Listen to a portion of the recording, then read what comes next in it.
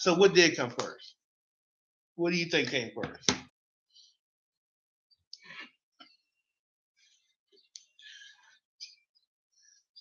Marcus? You gotta let me know what you're talking about. What do you okay? So what do you think came first, the chicken or the egg?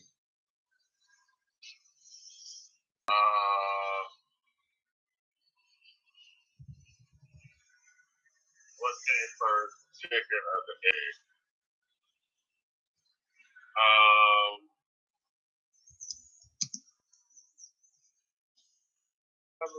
I never really thought about it enough to answer that question. To be honest with you, in my entire life. Right. I get it. Me neither. But the answer is the chicken, because the chemicals used to make the egg can only be produced in a chicken. So to get an egg, you got to first have a chicken or a prototype egg. I don't know. I don't know, man. I think that things are a little bit more complicated than that. I know. It probably is. You know, biology, science, what's that? Biological evolution is not my field. That's not my expertise. They got clones. Yeah, right. Exactly. Where do you think resentments fall into present day behavior? Like how would you connect the dots between what I resent and how I behave? That's what I'm saying, man. Operationally define resent. Well, let's say resentments mean frozen tears, unanswered questions, how, why, mysteries about why I feel the way I feel. All those are that makes it into American society. You're saying? No, personal. I'm talking about personal experience, your personal environment, resentment, what you experienced, what you're mad about, what gets you going, what triggers you, what are you afraid of? How does resent fit into that? Yeah, how does resentment and the things that we resent, frozen tears, unanswered questions, I gotta look it up. unforgiving. I'm trying to give you a working definition. I know, but it's not helping me out. Well, bitter indignation and having been treated unfairly. Okay. There you have it.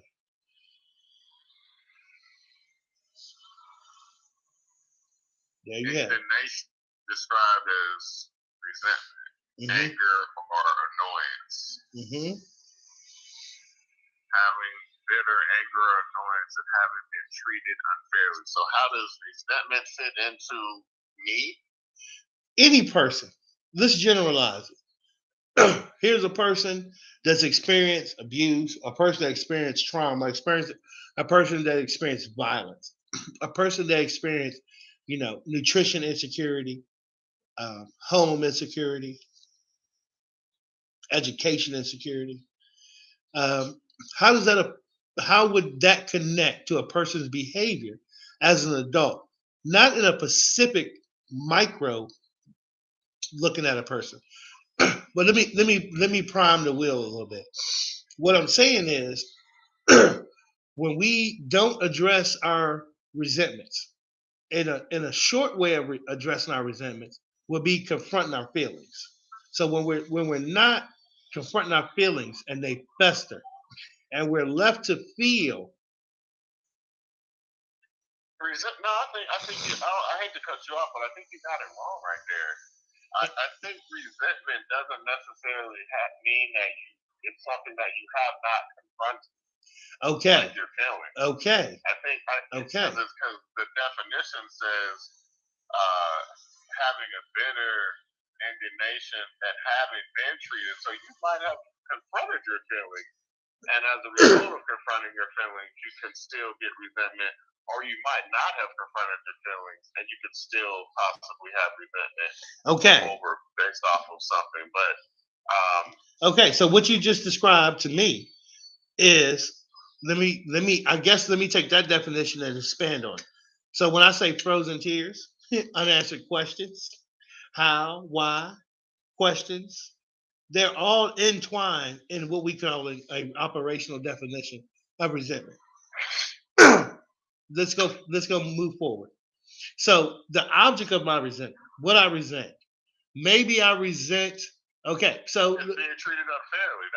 okay, That's by the definition is having been treated unfairly.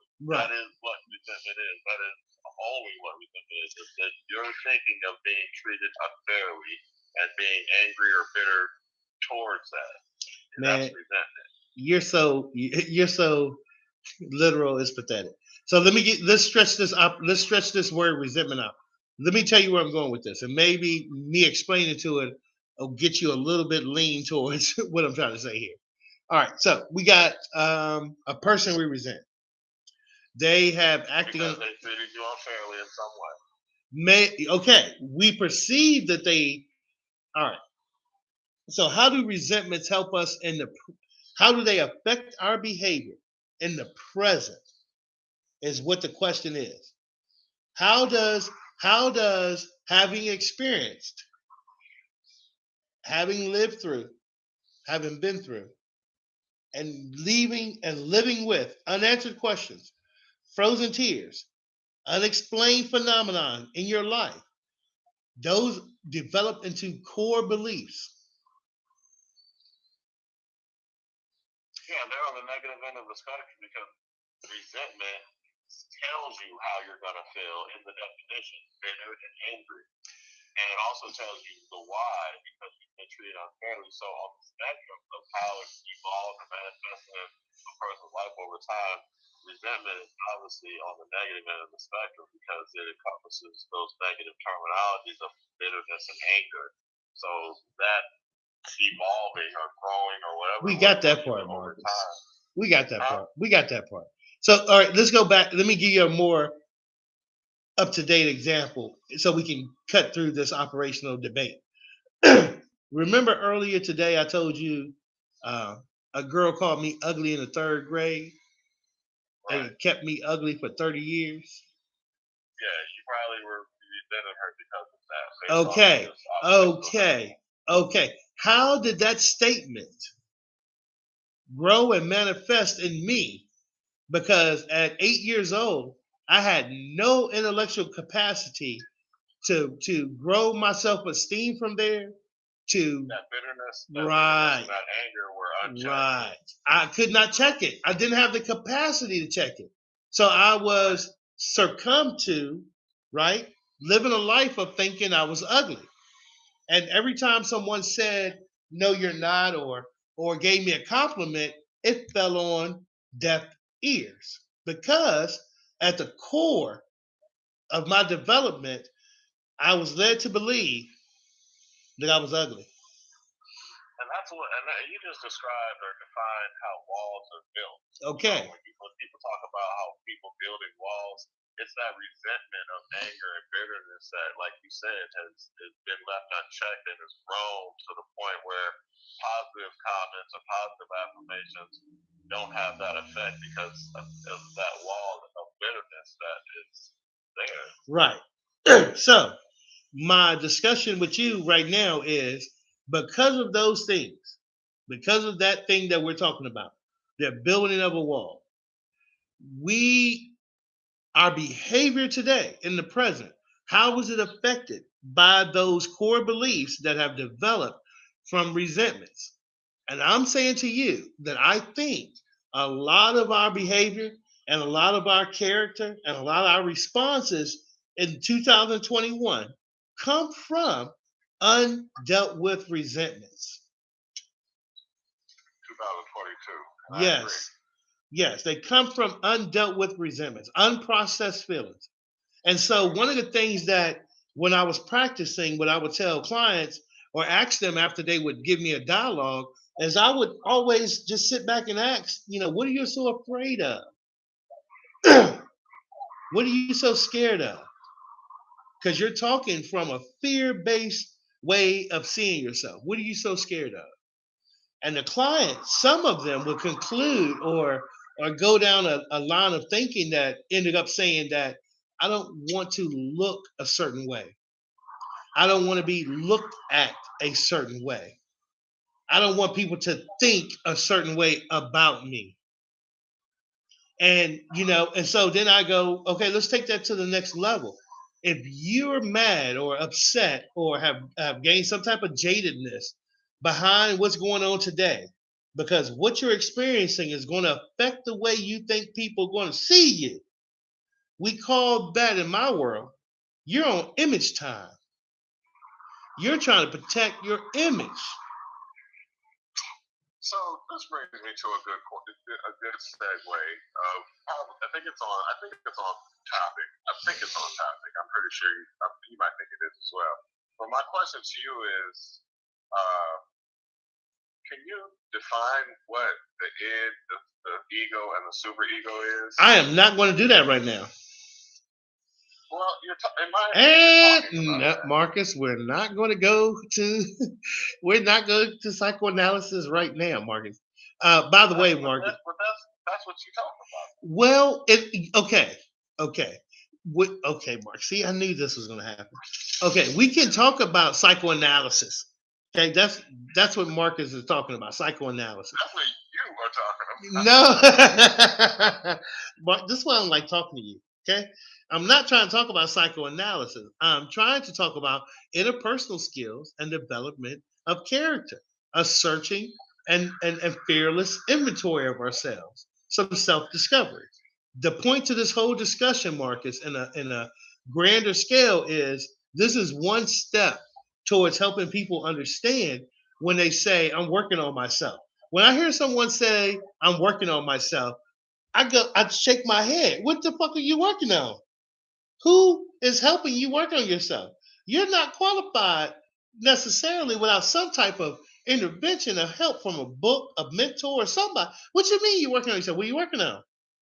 What parts of you have you discovered that you've owned up to that need adjustment? Because when you tell me you're working on yourself, that means you're ready to talk about something. What have you learned? That you're not that bad, that you're not that good. You're not that. Oh, you are this. What have you discovered? I mean, to say they discovered enough to know that they needed to talk to somebody. Okay. Somebody to ask somebody that. Okay, I get that. I'm with you. All I'm saying is, when someone says to me, "I'm working on myself," I'm keeping it 100. What are you keeping it 100 about, young person? Like, what do you mean 100? That you understand how pride, greed, gluttony, sloth, envy, wrath, lust, anger, self-righteousness, self-obsession, and pride have crippled you in your interpersonal relationships and kept you from career and educational opportunities? Is that the 100 you want to talk about? Or some bullshit? What you want to talk about? This is the conversation that needs to be had. I've interacted for years with thousands of convicted felons and tried to help them discover how to transition from institutionalization or being in prison to society. I did that for about 8 years of my life. And I got an understanding of how twisted our mind can make events that are normal to one person in the room and extraordinary to another person in the room. You with me? So these are the interpersonal skills that I'm talking about. Is we have got to ask ourselves, what are we so afraid of? And we can free ourselves from the bondage and the prison of living a life fearfully, so scared of everything. And what am I getting at? I'm getting at the word anxiety. I'm getting at the word worry. I'm trying to help anyone understand that one way of attacking, defending, processing, and dealing with excessive worry or what some people call anxiety, is to understand and grab a hold of what's present right now. Ground yourself. I'm sitting in a chair. I'm sitting in my room. Ground yourself, right? And then ask yourself 3 questions. And this is what I go to, right? Am I on fire? Is my child on fire? Do I have a warrant for my arrest? Then I really don't have a problem right now. Is there a gun to my head? Like my anxiety cannot just run free anymore in my life without proper evidence. When I can investigate my anxiety and there's something to worry about, it means usually I need to confront my feelings. I need to do something. I need to move. And so my anxiety doesn't have the same acute debilitation it used to have. It used to cripple me, keep me from sleeping, keep me from eating, keep me from talking, keep me from thinking, keep me from processing. All I could do was worry, worry, worry about worrying, about worrying, about worrying. It's like my. As you know, I like to operationally define words, and I just looked up the word anxiety. Oh just, my just, God. just to throw it out there, just want to put it out there and knock it out there. A feeling of worry, nervousness, or unease, typically about an imminent event or something with an uncertain outcome. Look, all that. Yeah. You know, as a clinician, one of the things, I don't know where I read it, but obviously, you know, we got the DSM, I believe we're on 5 right now, and that is the book that has all of the mental health diagnoses that are in America. But other countries, they have their own different types of diagnosis, and when you like sort of take a 3,000-mile perspective of Marcus, these diagnoses, hold on. anxiety is.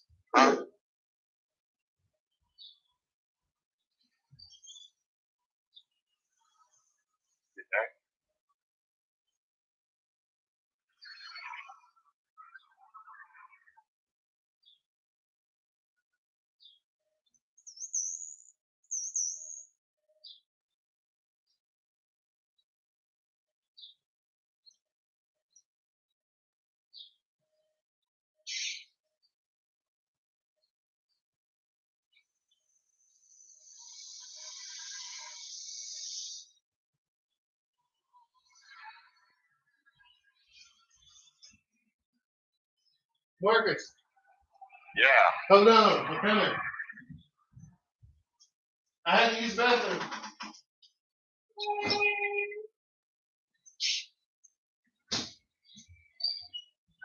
I was having a rough time there, buddy.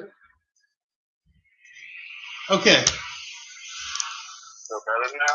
I feel better. Yes, I feel better now. Good. Well, I was just saying about anxiety is like it's just a prevalent thing in diagnosing in America. You know, I would say, what would you say are the top 3 things that are diagnosed in America? Yeah. Anxiety, depression. I don't know. Adjustment disorder. Adjustment disorder. That's definitely. I mean, so you know, just is that a coincidence or is that no? I think actually, or I think that that's a tangent because you were talking about how you're dealing with your anxiety, but it's a very common thing at the end of the day. Well, I think culture. What I would say to that is those diagnoses usually fit the situation. I think that our inability to educate people about mental health and how to recognize symptoms and how to really have an internal working or representation about the environment.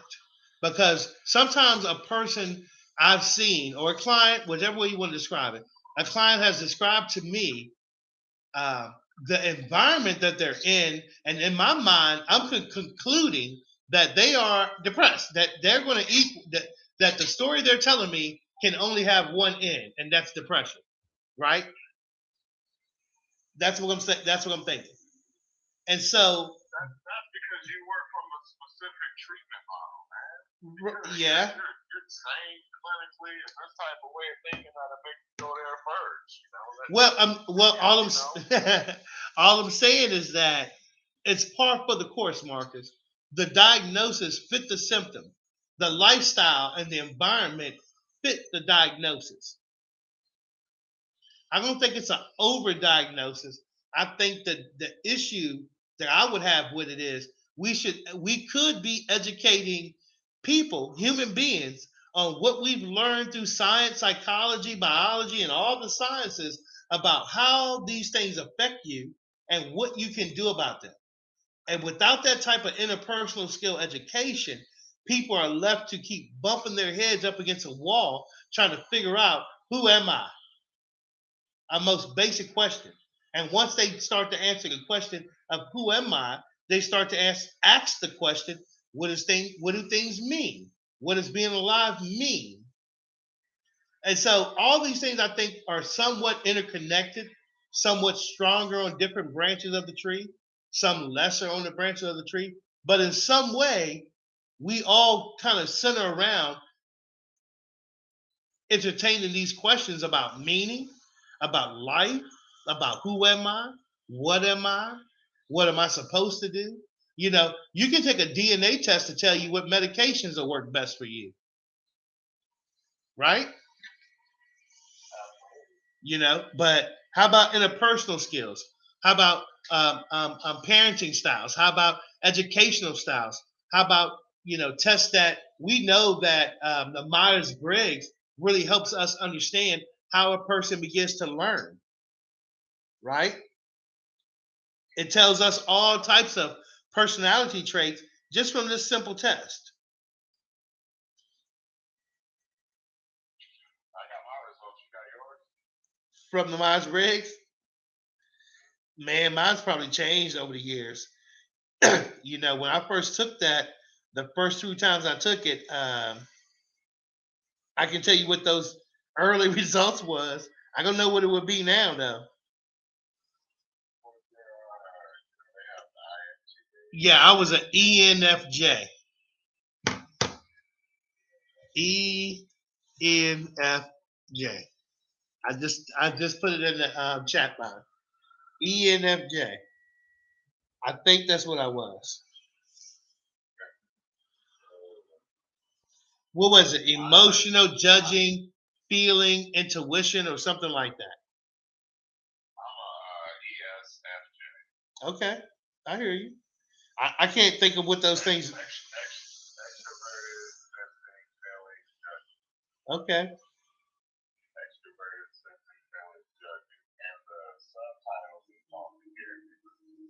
Okay. That fits you. It fits you in my book.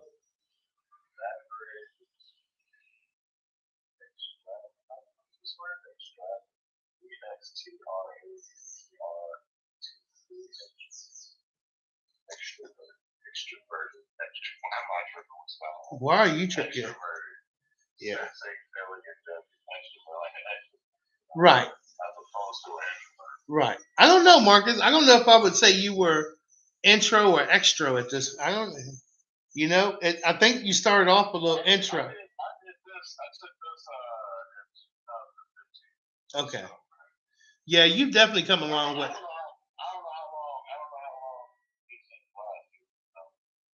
Right. True.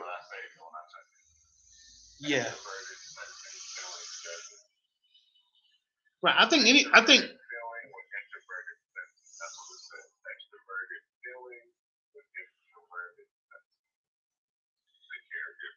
well, I think anybody can take this one at one point in their life and it be different, in a short period of time. I don't know what the time period would be, but at some point it would be different. You grow, you change, you get more information.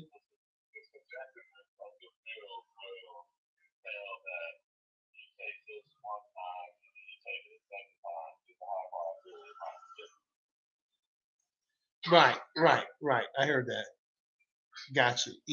ESFJ. I just got your text. I got you. one of the things that came up repeatedly um, in transitioning people from prison to society was resentment, was bitterness, was they were angry, they were mad at parents, caregivers, abusers. They felt like they were untreated. Right, right. They, right. Okay, okay. Yes. Part of the problem I found with people transitioning was they had a big bag of people they were mad at that they blamed for the condition of their life. And that's exactly my point to understanding resentments.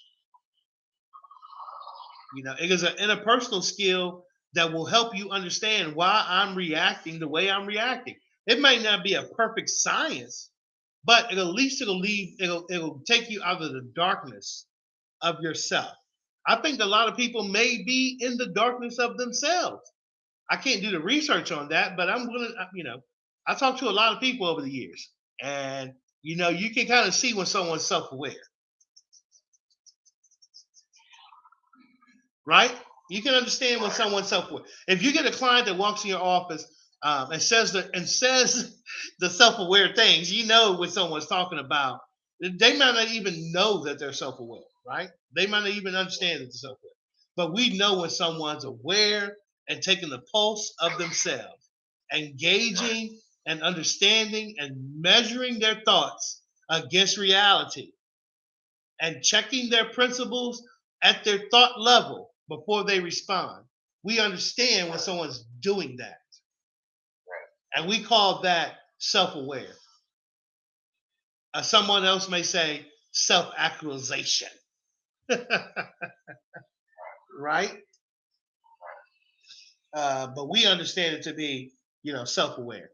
And that's kind of what my whole philosophy about self-improvement is I believe so much in the power of people to heal themselves, to get information, just like they go to the doctor or a counselor or a surgeon to get repairs, that you can get the information needed to repair yourself.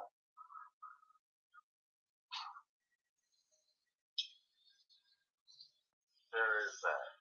You damn right there's that. My accusation is that sometimes we as humans, one of the things that our character flaw that keeps us from progressing may simply be laziness. If we could investigate the areas in which we How are, do you define laziness? man, come on, Marcus, whichever way you want to damn take it. Lazy, get up off your ass and do something.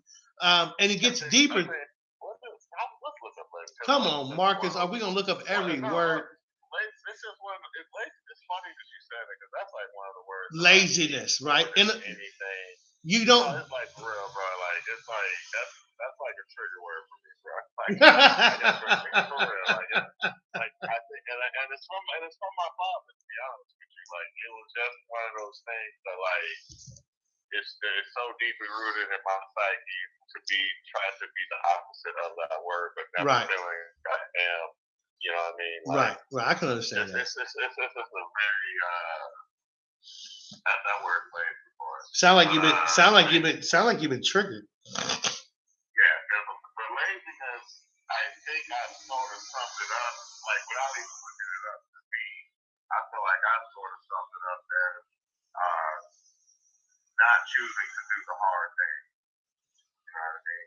Okay. Like you had, I think. Like, well, I don't know if it. I don't. Like, Sometimes it's not hard though.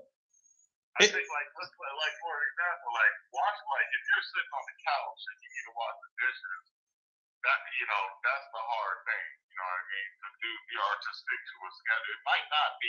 It's like I just look at it as like that's the hard thing. Like it's easier to just like you say be lazy and just not do what you in that moment are thinking is hard. You see what I'm saying? Okay. Well, I hear you, but what I think that Marcus. Why do you define it? Marcus, you do not have to keep looking up words. Laziness. Get your ass up and do something. So let me try to give you an example of the way I'm using laziness.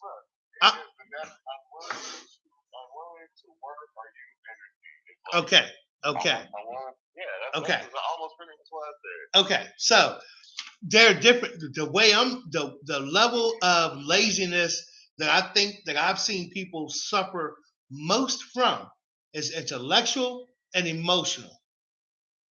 Sometimes They people don't want to do the work. Thank you. They see the work. Thank you. Want to do the work. Thank you. If Or when expend I the energy. right when I recognize that the answer to your troubles and woes are at your fingertips, and you simply don't want to do the work to get an understanding, then you want to suffer. You know what I mean? And when you finish with your suffering, we'll be here. But you want to suffer. I mean, that's called willful ignorance. You're willfully avoiding information that could help you in your life. That's willfully being ignorant. Or laziness. Or AKA laziness. All right then. Being lazy. Hold on, Marcus. Yeah, Keep that thought. Keep that thought. I gotta run to the kitchen. Hold on. Yep. You figured out we live already, right? Mark, I can't hear you. you figured out we live already, right? I can't even hear you. I said you figured out we live already. Oh, that's hilarious. However, laziness, right? So I accuse one of the accusations that I do with adults, especially men and women too. We're as parents, right? How is laziness part of our own misery as a parent?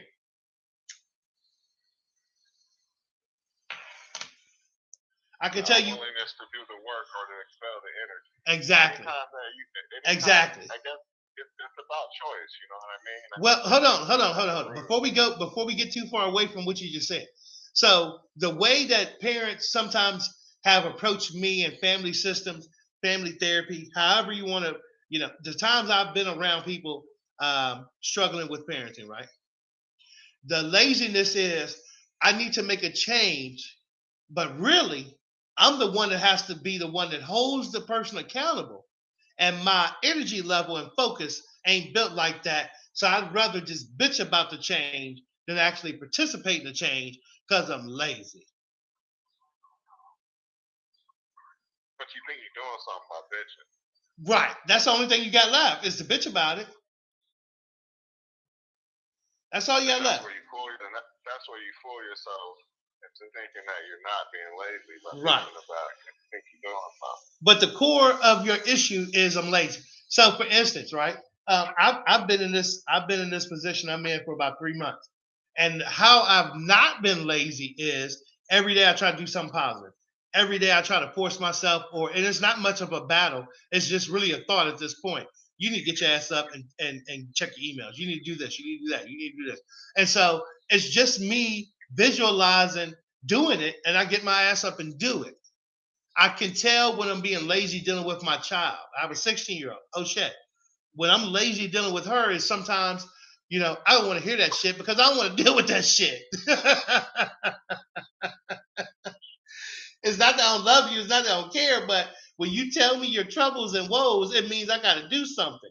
And I don't want to do nothing. Being lazy. Yeah. Your 15, 14-year-old comes to you and says, I want to have intercourse. I want to be relational with a boy or a girl or however. Where are my glasses? I can't see crap. Let me go get my glasses. I don't know where they at, Marcus.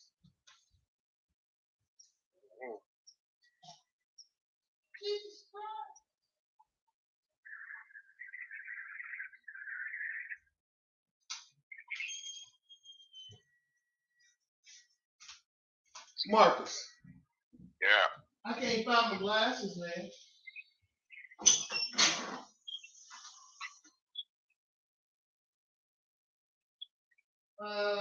Sir. Well, I'm not going to be able to read any. There's people texting me, Marcus. There are people texting me, Marcus, but I can't read it. I can't see it. I can't find my glasses. Oh, they probably in the damn car. They're in the car. It's okay. They're in the car. I could see Betsy texting me something. Okay, I'm gonna look at the screen. Let me see. I got one eye closed.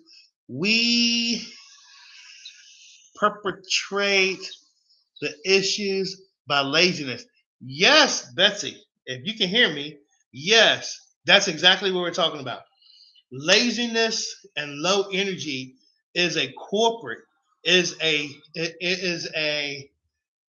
suspect that's probably guilty of a lot of crimes in our life.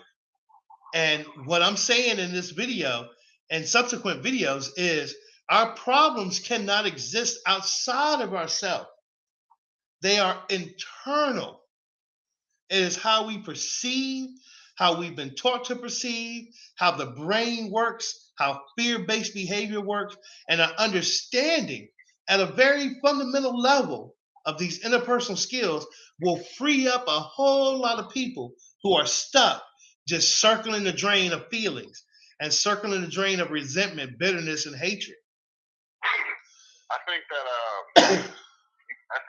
one way you can also help people who are falling victim to laziness is sort of paint a picture of what it would look like if they were to actually do the thing that they were being lazy and doing, you know? Right. It's a self-sabotage.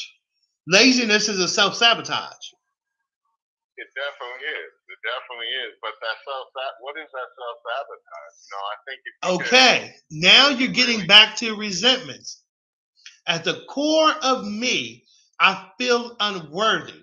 So therefore, striving for betterness, goodness, or better for myself is already a lost cause. So my behavior is not to strive and excel, but to accept.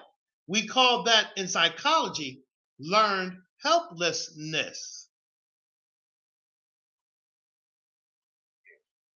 Learn helplessness. I'll break that down for you. Learn helplessness. I'm a paraphrase. I'm a wreck shop on this experiment. Don't quote me on this. You can look it up. We took these dogs. I say we because I got some degrees in science. We took these dogs. They took these dogs and put them on electrified floors and put them in cages. And the dogs were electrocuted at their feet and they jumped and yelped. They jumped and yelped. Every time they hit them with the shock, they jumped and yelped. They jumped and yelped at the burning, the electricity on the bottom of their paw pads. You understand what I'm saying? When they lifted the cages after so many trials, you can look this up. They electrified their feet, and what do you think the dogs did?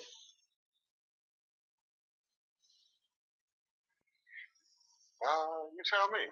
They didn't jump. Because after repeatedly hitting your head against a ceiling from the pain you're experiencing, and you realize that there's no more hope in jumping away from the pain, you learn to live with it. And you learn to be helpless. What's the study again? I don't know. I can't cite the study right off the top of my head, Marcus. But I'm pretty sure if you Google learn helplessness and read enough, you'll get to that study. There's a lot of comparative psychology studies that are infused in everyday society that people don't realize that come from us comparing the results of studies that we can control, and we use inferential statistics to derive more hypotheses, more theories, more predictability. And some things, huh? No, I hear you.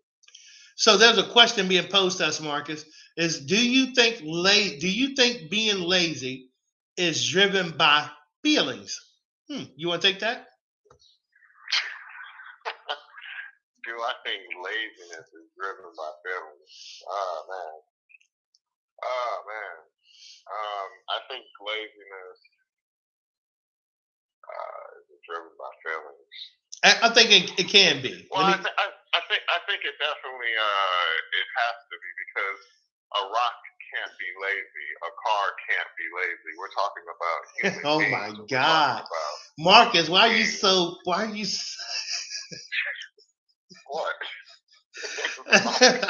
It's why I love you, man. And you will not change. It is why I love you. That's all I'm saying. Me and you know what that means. But I get what you're saying. Of course, inanimate objects cannot be emotional, therefore can't be lazy. I get what you're saying. That sounds like maybe a priori knowledge. Okay, a car can't have knowledge. I mean, can't have feelings. Therefore, something can. If P, then Q. All right, now here we go. Laziness being driven by feelings. Let me take a gander at it. Of course, at any level, any human being is experiencing some emotional arousal as a result of whatever perceptions from the environment that's being interpreted by the brain. Fast forward. Can laziness be a result of emotions? Yes. When a person is saddened for more than 14 days, we call that depressive episode.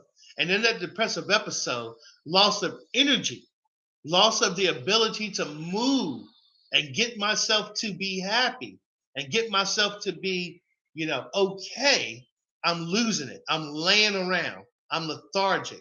On the other end of that spectrum, you can be over energized and undersleeping and trying and doing whatever that does on that spectrum of the depression. So, in that regard, laziness can be a result of what you're feeling.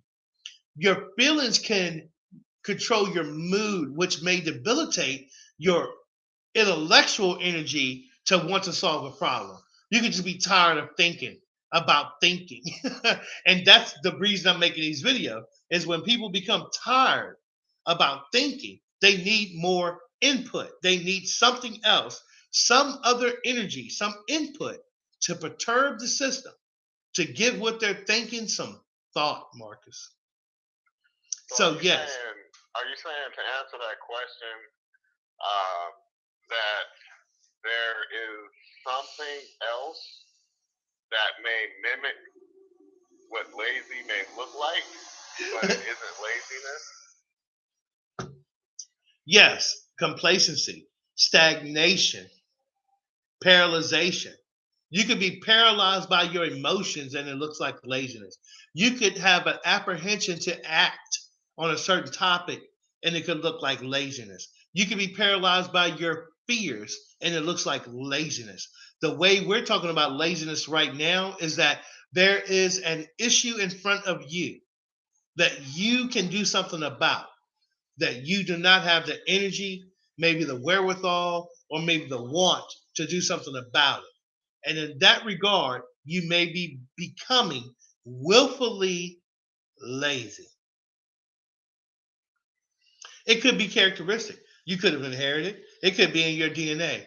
But recognize when there is something within your power that only you can do something about, you inherit responsibility and accountability.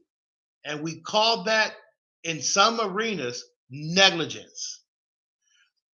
You neglected to get the information you needed to better yourself. We call that negligence. And I think people are doing that. I think people are abandoning themselves and listening to other people describe and discern to them who they are. And the first person to do it is your name. Your name is nothing more than the sounds your parents told me to make to get your attention, but you've identified it as your being, a large part of your being associated with your name.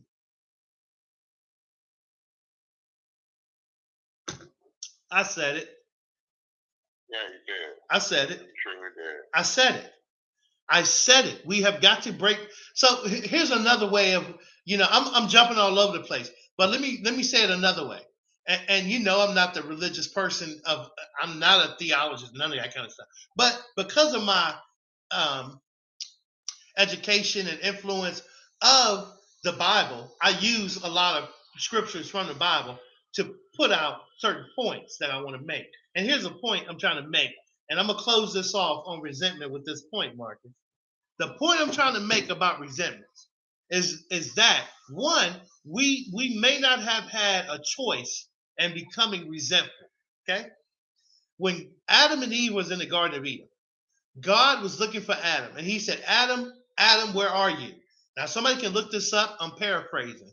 And Adam said, I hid myself. I was naked and afraid. What did God tell Adam? What did he respond to Adam and say? I don't know. I'm glad you asked, Marcus, because God responded to Adam and said, who told you you were naked? And I think a lot of us are still living out the message that we're naked, ashamed, and afraid, and we should be that way. And that is a message that is parallel throughout a lot of people's lives that creates a lot of anxiety, a lot of sadness, a lot of false expectations, a lot of traditions, a lot of you should be, we're the family that doesn't do this, all these environmental clues and cues that we've taken equal someone telling us we were naked.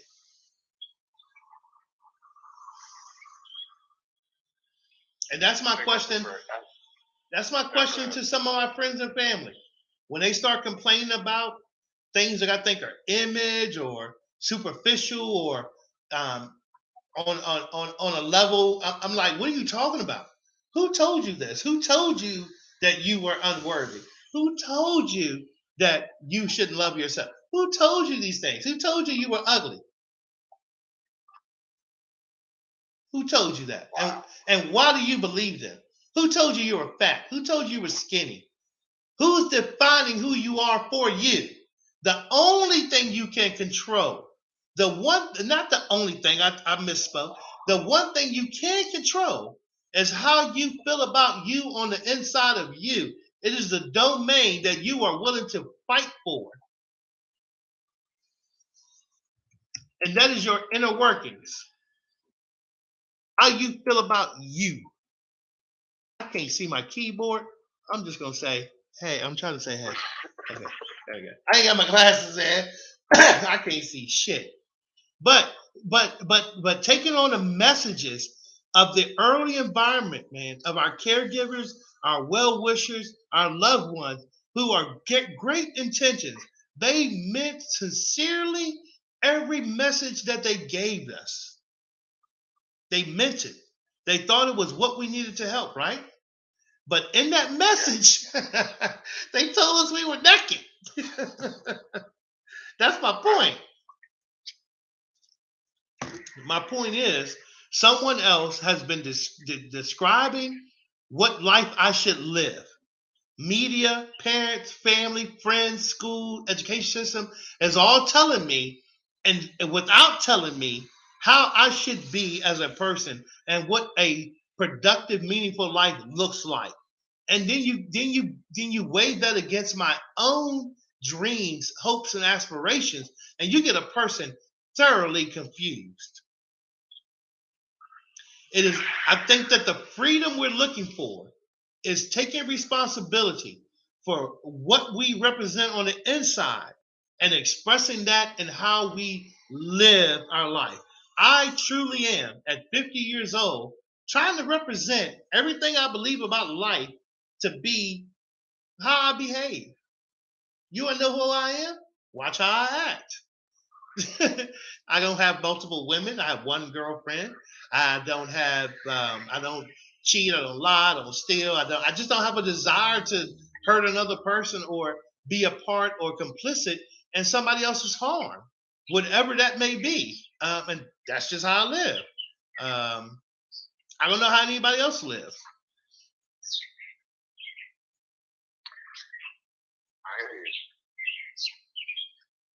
I think a lot of people think that way.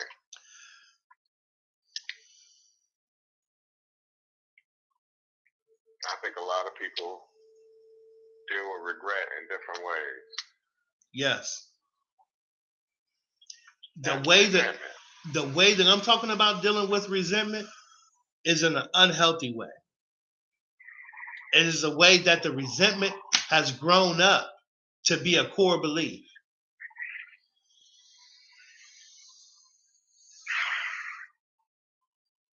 That I am bad, I am unworthy, I am unemployable, I am unhealthy, I am stupid, I am slow. When you get these messages at the core of your development, they grow with you.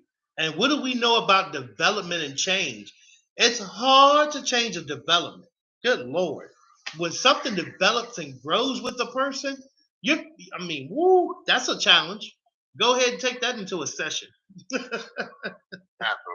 Go ahead, But when something's acquired, when something's even though a person develops these core beliefs, they still have that eerie suspicion that they're cute, that they're not so fat, that they're not so skinny, that they're not so unlovable, that they're not so. They still maintain that eerie suspicion that, wait a minute, this may not all be true.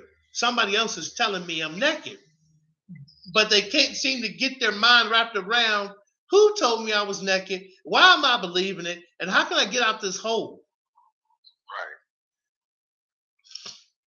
That's where we come in. We're saying we understand your pain. We understand your frustration. WELLNINC 2022 at gmail.com. Send us your story. Send us your story. Find me, seek me, inbox me, comment, text. I don't care. I want to hear your story. I want to know what you're so afraid of that's keeping you from being successful. Yeah, that was my plug, Marcus. Sorry about that. No, go ahead. Bro. I had to get my plug in, man. You know? You should definitely be getting it. Autumn's on here. Hi, Autumn. People tell people to hit that like and subscribe button. Yes, please subscribe. Autumn, Bessie, who else is on here? I've texted Cal, I've texted Jen, I've texted Travis, I've texted you, I've texted about 10 people. And yeah, we need to get our subscribers up, man. People need to hear these conversations. There's some people that's marginalized and suffering in silence, waiting for someone to describe to them or help them understand very simple interpersonal skills that can unlock and free them up, Marcus. That's why I'm doing this. Is there are people that are suffering in silence that are good people that can't get to a therapist, that can't get to somebody. You need to go on Facebook Live. Well, thank you, Autumn. I hope that's a compliment. They can't see my cat. Get away from me. Get down, Sammy. More people might watch. I hear you, Autumn. Marcus, can you see what she's texting? Hey, Autumn, I appreciate that. I'm a little afraid of Facebook. That's a lot of people. You know what I'm saying? I guess I'm trying to say it's attraction rather than promotion. That the people that can take the time to watch a video or take the time to hear a topic that they're interested in, those are the people, they'll probably seek us out and we can form relationships and affect each other's lives. This might not be for everyone. This may not be for the general public. I'm eclectic, I'm humanistic, I'm agnostic, I'm skeptical, I'm a believer. I'm all over the place, man. Like, we just trying to figure it out. More people might watch. That's okay. It's okay. Because of you, Autumn, you're going to get me 10 subscribers this week. That's your job. But Marcus, I think we had a hell of a discussion, man, just on laying the framework for future discussions about resentment, fear-based behavior versus love-based behavior. I want to throw out there, we're going to have a discussion on love language. Maybe you're with someone that you can't understand them because you don't speak their love language. Maybe you're married. Huh? That's the thing. Yeah. Maybe you're in a marriage that you don't recognize that you both got to the altar with a history, and you're not respecting and appreciating and loving each other's history. And you have a train wreck of a relationship. You know, I'm definitely not the best at relationships, but I'm okay. I'm okay. I know how to not hurt people anymore. I got that figured out, right? I know how to shut. I know how to shut up.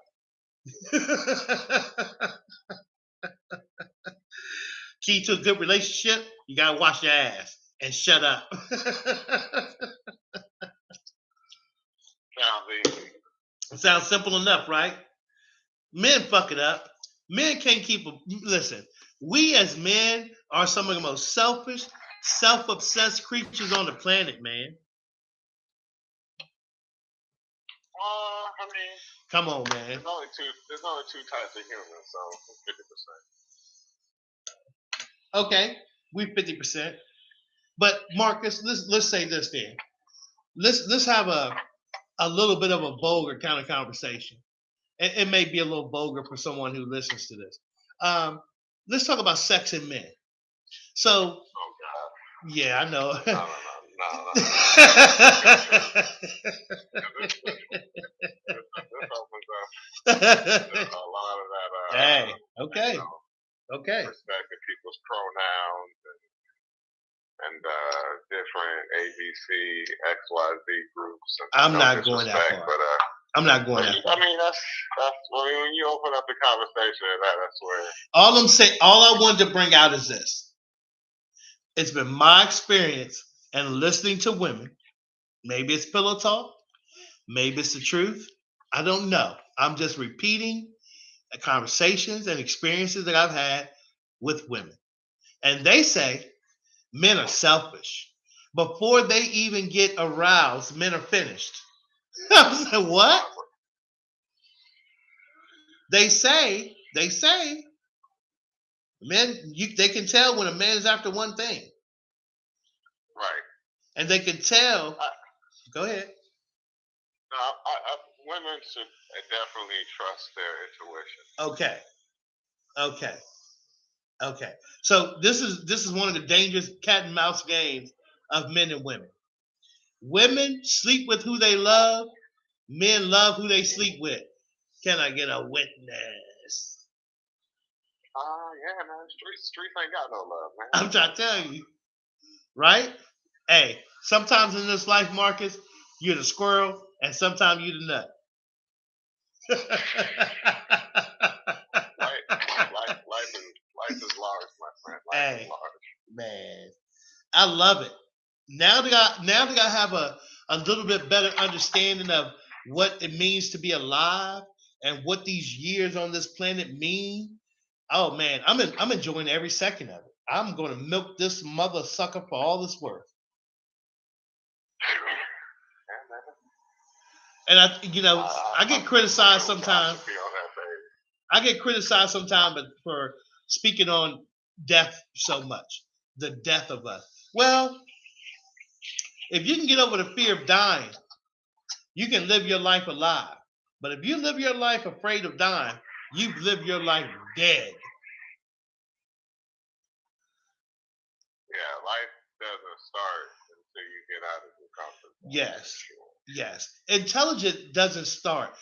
Being a self-aware person doesn't really start until you get honest about the darkness in your intelligence, your intellect, and what you don't know about the term emotion and feeling. We have to start with understanding what those mean. What does emotion and feelings mean? What, like basic interpersonal skills is a level that I'm talking about. Like some people would say common sense, but I think common sense ain't that common. No, I get it for sure. It's definitely not. If it was, we would be. Man, what are you talking about? What are you triggers that will make us have anxiety now? Yeah. In America. Yeah. So one of the things we're going to develop out of these videos, man, is workshops. And one of the target audience for our workshops is those marginalized middle-class people that are suffering in silence. that need to hear that next level of experience in life, and understanding and interpreting what they've experienced already in life and how does that affect me. And so what I'm saying is we are so far away from our original problem. We're so far away from our destiny, or what we thought to be our hopes and dreams, that we have to recalculate and recalibrate, right? And still find happiness in where we are today. It is what is required. It is what's required. So one of the ways I try to explain this to clients and to people I work with is, imagine you being a sniper in the military. Now I heard this from an old man, so I may mess it up. But you're a sniper in the military, and you got your scope on the target, and the target moves, but you don't move. You're not a good sniper. You got to move with the target, baby. You can't stay fixated on the short term. You got to move. You got to move with the target. And I think people struggle sometimes is their inability to be flexible enough intellectually and emotionally to deal with the ebbs and flows of life. Life has heartbreak, death, resentment, bitterness, hatred, joy, laughter. And you have to be aware enough to appreciate the flip side of both of those coins, right? Joy has sadness, because you wouldn't know joy if you didn't know sadness, right? So you got to appreciate both sides of experiencing those emotions. Now, another way to maybe explain or say it would be when someone says, this too shall pass, mostly it's with negative stuff. But we got to apply that to the positive too, right? You may be high on a horse today and feeling real good, but that too shall pass. And those are two polarizing viewpoints, right? The negative will pass, the good will pass. So for me, somewhere in the middle is about where I feel the best at. That I try not to go too polarized with events, things I'm experiencing, and get too high or too low with them and invest too much stock in them, because they're going to pass. And in this regard, I tend to have an out-of-body approach to handling life's ups and downs. I call it my AMC theory, where I put myself in an AMC movie theater with my box of popcorn and my milk jug, and I'm watching myself on the screen go through the ups and the downs and the mids, and I'm just enjoying it all. That's how I deal with it. Right? Okay. Absolutely. Okay. Well, Marcus, it's all about choice. You could choose to ride the roller coaster, or you could choose to be a spectator. I choose to be a spectator of my own life. I guess that's what I'm saying. I don't know, man. I'm riding my life. Like, I'm strapped on for the ride, baby. Like, my life is going. Trust me, this movie is amazing. Yes. It's a blockbuster. Yeah. Hey, Hollywood, listen, I love movies. I'm a big fan of literature, philosophy, and creativity. But let me tell you, Hollywood, you can't write my life. You couldn't, all you writers could get together in a room and couldn't figure this shit out. There's no way. And I'm pretty sure there's so many of us that have experienced such an amazing ebb and flow and up and down of life, and we just don't know how to respond to it. We carry so much. I get my box of popcorn and my milk. I pull up my seat. Right. And I just watch this, and I just enjoy the ups, the downs, the left. I'm in a movie theater. I'm just enjoying Yeah. But man, from the GED section. Hey man, but recognizing and being aware that you're aware is a fascinating feeling. You know what I mean? Like, man, just Yeah. understanding that life is going to happen and that my feel good feelings about myself and my life come from being responsible and accepting responsibility. Autumn, I cannot read that.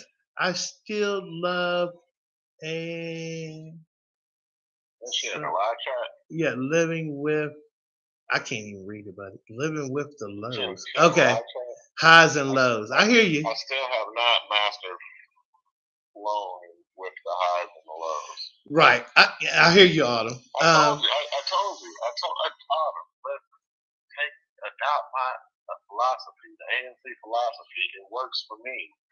Just imagine yourself in a movie theater. Kick your shoes off. Nobody else is in there. Get your box of popcorn and watch the ups and downs, the lefts and the rights. That's how you master it. But I think what she's implying is a sense of powerfulness over those ups and downs. And that's the next level. I think that would be the next level of actualization. I think that's overrated. Just get your box of popcorn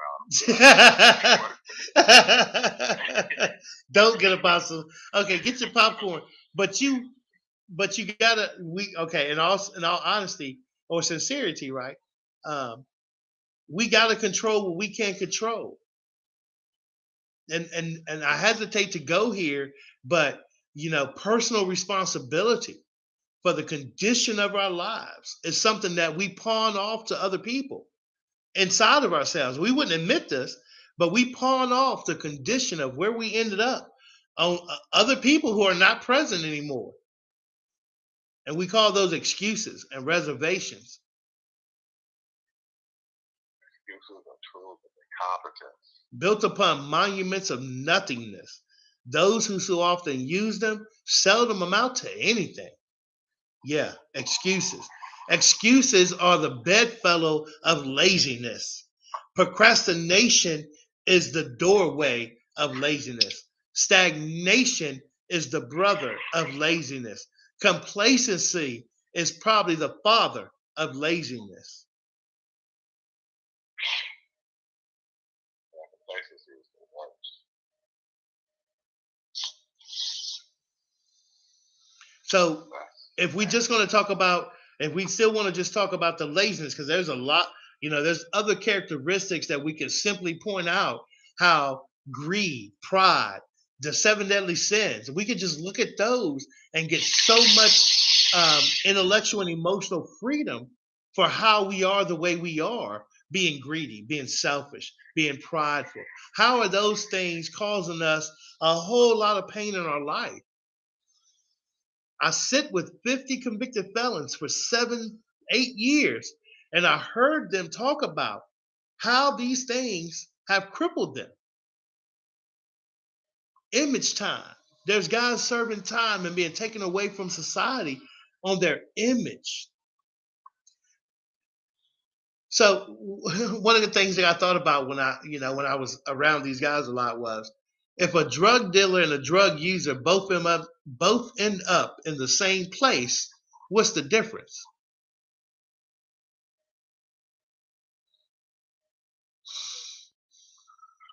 If a drug dealer and a drug user both end up in the same place, what's the difference? Mm-hmm.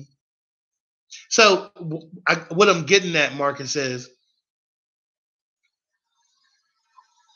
as a man, we talk about providing and taking extreme measures to provide for our loved ones and family.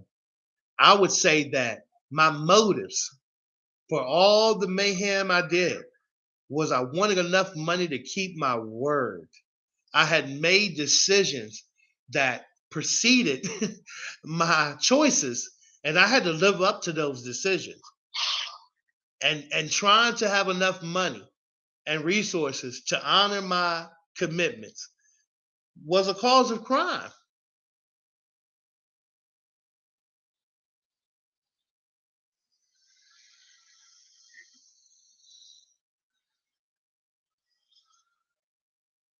Yeah, I don't know if people want to talk about it on this level, but I know a lot of people that's been in that system, and a lot of people that's feeling bad about their life right now, and a lot of people that wish and hope for better days. and the power is in their hands. And how do we get people to tap into that power that's in their hands to change and have an effect on the way their life goes?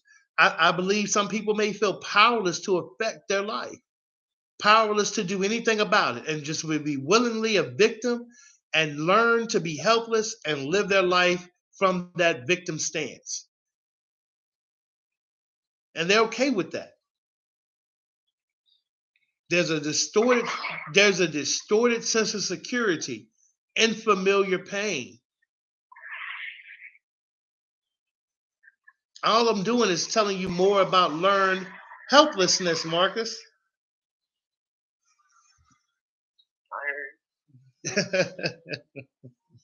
Hey man, we've been on here about an hour and 10 minutes.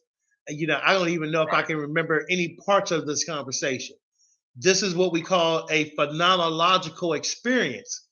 You know, look that word up.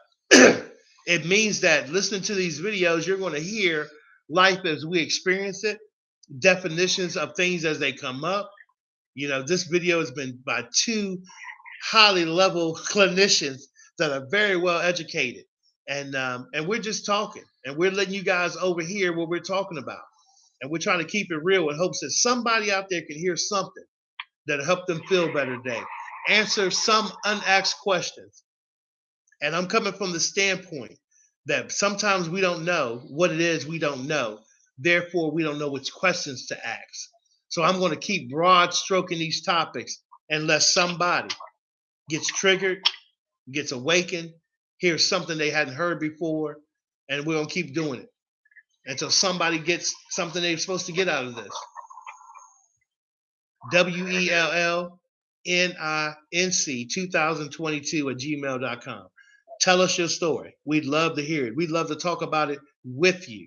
We'd love to empower you and encourage you and give you hope.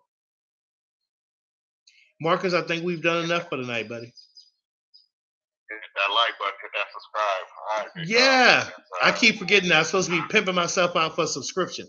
Hit the subscribe button. Come holler at me. Hit the like button. Tell your friends. We just sit over here talking every day, once a day. We're going to be talking about something with somebody about real life as it happens, real time, right now, real answers, real help, real motivation, real hope. Subscribe. Send me an email. Tell me your story. I'm out, Marcus. I'm going to do what I did. Be good. Love you, man. Be good. Talk to you later. I'm out. Betsy, Autumn, all you guys, thank you for tuning in. Please pass it on. I think this is one of the better videos. A lot of information in here. Tell your friends to email me, inbox me, tell me your story. Okay? I'm going to try and type. I can't see crap, but I'm going to try. Okay, let's see. Who is that? Emily Clark. I don't know who you are. Okay, let's see. Bye-bye. Oh. All right. Let's end stream.